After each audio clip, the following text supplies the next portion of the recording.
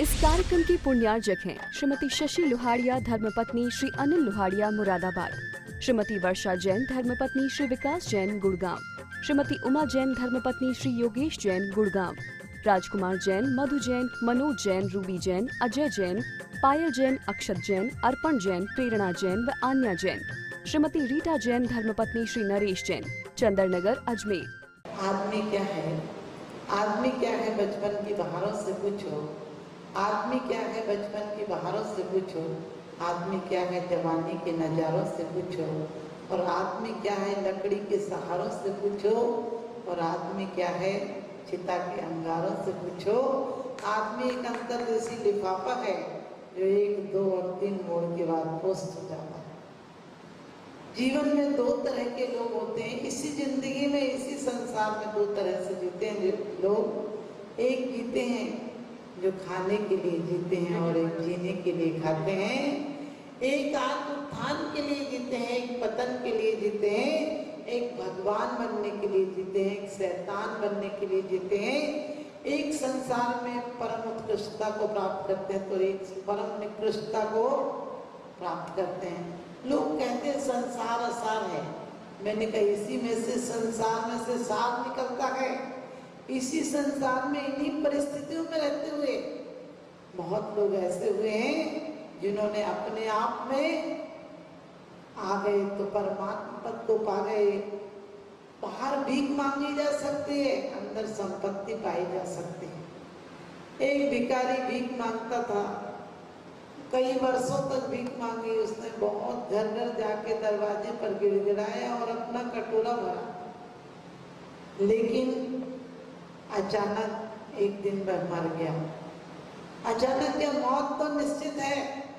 दुनिया में कुछ हो या नहीं हो, मौत जरूर सबको मिलती है। सेठ को भी मिलती है, साहूकार को भी मिलती है, संत को भी मिलती है, फकीर को भी मिलती है, ग्रस्त को भी मिलती है, साधु को भी मिलती है। लेकिन किसी की मौत निर्वाण बन जाती है और किसी की मौत निर्वाह करते करते समाप्त हो जाती है। हमारी मौत आए तो त्योहार नहीं, महात्योहार हो जाए। हमारी मौत आए तो कल्याणक हो जाए। हमारी मौत विषाद नहीं हो जाए, क्योंकि हमने हर जन्म में रोए हैं, तड़पे हैं, बिलखे हैं और बहुत उपेक्षाएं सही हैं हमने। लेकिन इसी प्रकार से उस भिखारी को भी सब उपेक्षाएं देते थे। किसी के घर चला जाता था, लोग कहते थे कि सुबह सुबह आ गए और भीख मांगने। लोग झिड़कते थे उसे।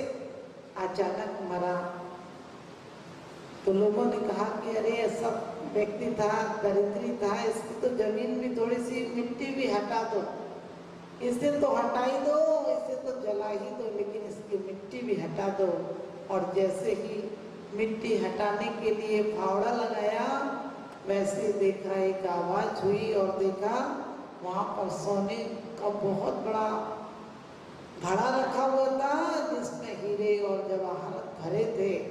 इसका मतलब उस भिखारी ने जिंदगी भर भीख मांगी और जोड़ जोड़ कर मर गया। काश वो एक हीरा भी निकाल लेता तो उसके जीवन का ढांचा बदल जाता, उसके जीवन की शैली बदल जाती। जीवन में क्योंकि जीने को हर लोग जिया करते हैं, जीने के ढंग अलग अलग हुआ करते हैं। कुछ जीते हैं महलों में, कुछ फुटपाथों पर जिंदगी गुजार देते हैं, कुछ महलों में नींद की गोलियां लिया करते हैं, कुछ फुटपाथों पर बेखबर सोया करते हैं। जीने के ढंग अलग अलग हुआ करते हैं। कुछ जीते हैं ढंग से, कुछ ढोंग से जिया करते हैं। जो ढंग से जीते हैं वो परमात्मा बन जाया करते हैं, और जो ढोंग से जीते हैं वो दर दर ठोकरें खाते हैं।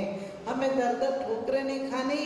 और लोग बड़े हंसे कि कैसा भिखारी था, अपने नीचे इतना बड़ा खजाना था, काश वो जरा सा खोद लेता तो उसी का खजाना था और उसी पर बैठा था, जिंदगी भर भीख मांगता रहा। आपको लगेगा कि कैसा भिखारी था, चाहता तो खजाना क्यों नहीं खोद लिया। अरे दर दर पर ठोकर खाई, दर दर से भीख मांगी, जरा सा अपने अंदर देख लेता, जरा सी मिट्टी हटा लेता तो क्या बिगड़ जाता। आपको लगेगा हमारे और आपके अंदर भी वही हालत है। कभी बचपन में दोस्तों से, माता पिता से, पत्नी से, हर कोई से तो भीख मांगता है, क्योंकि प्रेम तो दान जानता है और अहंकार भिखारीपना जानता है।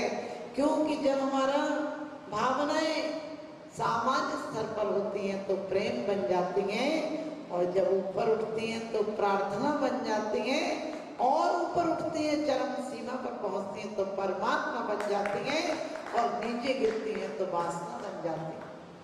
वासना हमारी नियति नहीं है, हमारे अंदर तो परमात्मा की संभावना है। हम पत्थरों की तरह पैदा हुए हैं, लेकिन परमात्मा की तरह मौत हमारी जीवन की उपलब्धि होना चाहिए। क्योंकि सबको ही तो पैदा होने की प्रक्रिया एक सी होती है, रागी हो या त्यागी हो, लेकिन जो अपने अंदर कुछ और को जन्म देता है, जो जन्म जन्म से किया है उससे हटकर जो कुछ करता है, क्योंकि हर व्यक्ति अपने आप में एंटिक पीस है।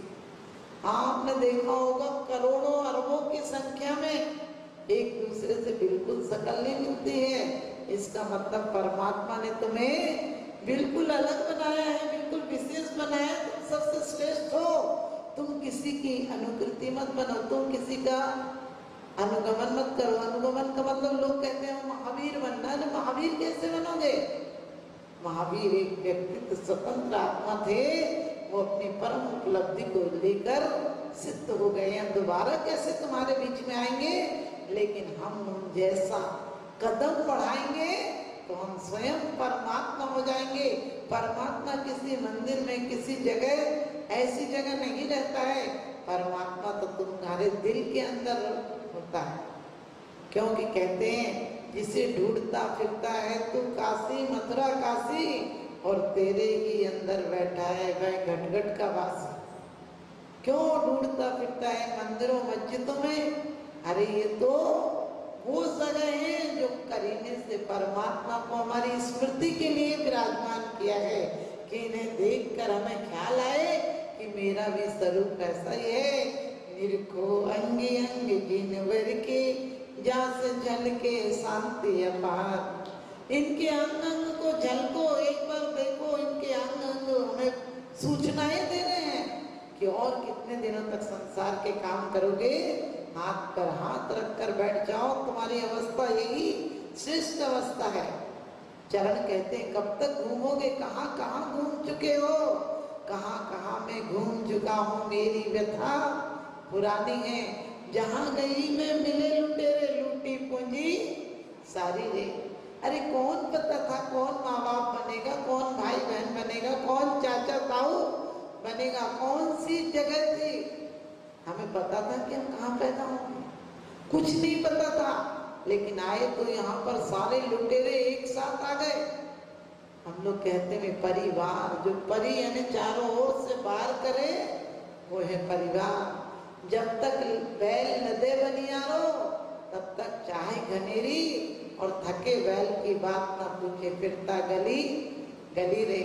ध्यान रखना, जो बच्चे खुशी से तुम्हारे पैरों में लिपट जाते थे, तुम्हें पापा बाबूजी पिताजी कहते थे, वो तुम्हें देखने से इनकार कर देते हैं। जो तुम्हारी एक बोली के लिए तुम नहीं बोलते थे तो रोने लगते थे, वही तुम्हारी बोलने सुनने को तैयार नहीं होते हैं। फिर भी तुम इसी जिंदगी में जी रहे हो। ऐसी जिंदगी देखकर अपने आप को सोचो कि मेरा ये नियति नहीं है, ये बीज है। वृक्ष बनना है हमें। वृक्ष कब बनेगा? वृक्ष बीज लाख चाहे कि सोने की पिटारियों में बीज को रख दो, बीज वृक्ष नहीं बनेगा। जो स्वभावते उपजे ना सजल मेघते कौन है का। जब जो स्वभाव में नहीं आएगा, यानी अपनी उस प्रक्रिया से नहीं गुजरेगा, परमात्मा की प्रक्रिया से, तब तक तीन लोग की कोई भी विद्वान, कोई भी ज्ञानी आ जाए, हमारे अंदर परिवर्तन नहीं ला सकता है। परिवर्तन कब आएगा? जब हमारे अंदर स्वयं का ज्ञान जगेगा। एक बीज भी हो सकता है। एक पिता ने अपने बच्चों से कहा कि मुझे बाहर जाना है, एक ही बोरा गेहूं ले लो और जब मैं लौट कर आऊंगा तो तुमसे वापस ले लूंगा। 3 लड़के थे, बोले अरे पिताजी कह रहे एक ही बोरा गेहूं ले लो, वापस ले लेंगे, जब आएंगे बड़े लड़के ने सोचा कि जब आएंगे तो एक बोरा गेहूं दे दूंगा और क्या है। उसने नौकरों से कहा कि इन्हें तो पहाड़ पर डाल दो। क्या करेंगे, पिताजी के गेहूं में पहाड़ पे पड़े रहेंगे तो कम से कम हम ये तो कहेंगे ऊंची जगह डालकर आए थे गेहूं को। और दूसरे बेटे ने कहा कि पिताजी ने गेहूं दिए हैं, ये मांगेंगे, इन्हें बड़े संभाल कर रखो, इन्हें इतने संभाल कर रखो कि जब पिताजी मांगे तो कह दें, खुश हो जाएंगे पिताजी कि ये बहुत अच्छा बेटा है, इसने संभाल के गेहूं को रखे।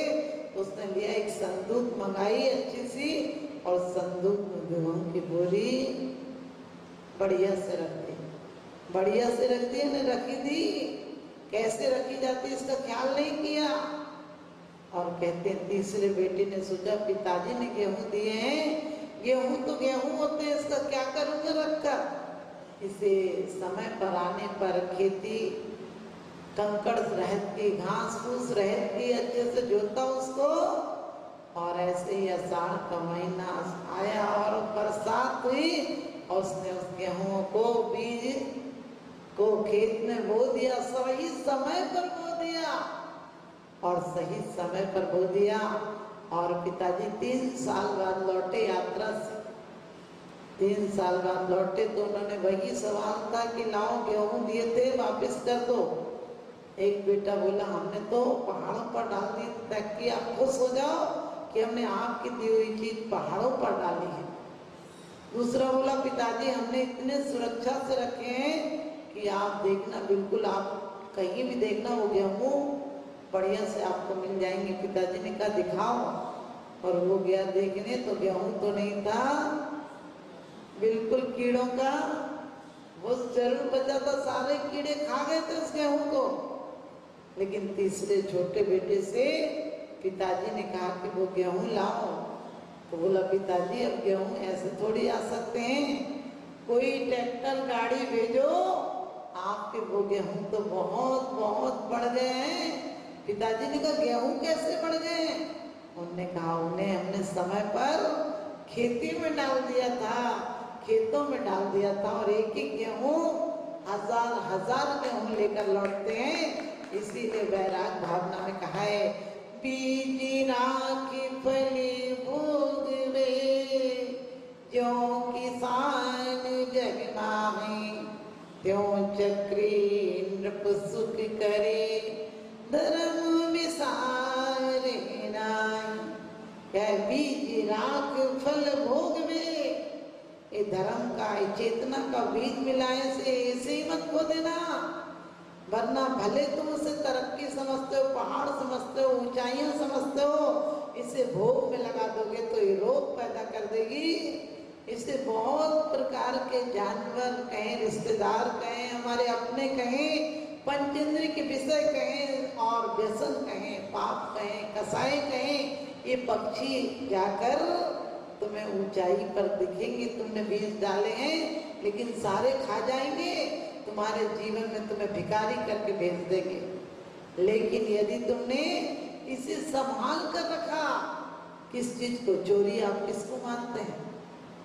चोरी आप मानते हो किसी का द्रव्य उठा लेना चोरी है, लेकिन नहीं, अपनी शक्ति को छुपा लेना भी चोरी है।